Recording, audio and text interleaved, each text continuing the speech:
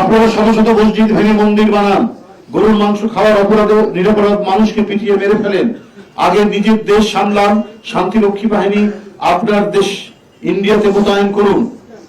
খুব দরকার, বিশেষ করে কাশ্মীরে আর আসামে ও মণিপুরে। ভারতে প্রধানমন্ত্রী নরেন্দ্র মোদীর 1 দশকের শাসন আমলে দেশটিতে ধর্মীয় সংখ্যালঘু মুসলিমদের অধিকার ক্রমশ কমে আসছে। সংশোধিত নাগরিকত্ব আইন সিএএ মুসলিম বিরোধী বলে অভিযোগ রয়েছে। দেশটির একমাত্র মুসলিম অধ্যুষিত জম্মু ও কাশ্মীরের বিশেষ রাজ্যের মর্যাদা বাতিল করেছে মোদী সরকার। অযোধ্যায় বাবরি মসজিদের স্থানে নির্মিত হয়েছে রাম মন্দির।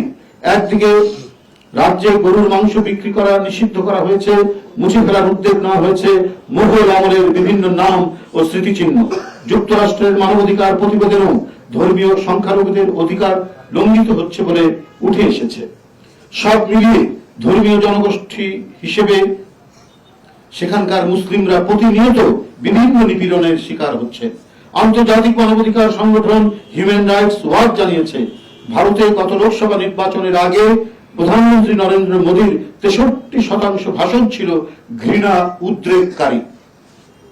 173টির মধ্যে 110টি অর্থাৎ 63% ভাষণে মোদী ইসলাম ভীতি বা ইসলাম ফোবিয়া নিয়ে মন্তব্য করেছে।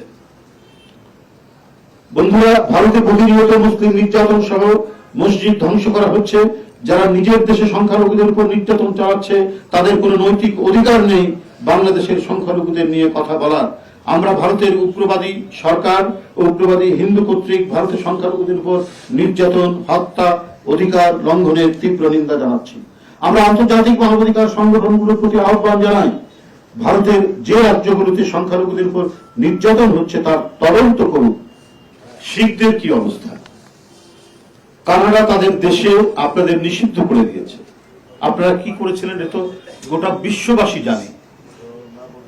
কি ভয়ঙ্কর, মানে ভারতীয় ফ্যাসিবাদ, বিজেপির ফ্যাসিবাদ এত সর্বগ্রাসী, এমন আন্তর্জাতিক করে ফেলেছে যে কানাডাতে সেখানে গিয়ে ভারতীয় একজন শিখ নেতাকে হত্যা করছে ভারতীয় গোয়েন্দা সংস্থা, এবং আমেরিকাতে এটি টার্গেট করতে গিয়ে তারা ব্যর্থ হয়েছে।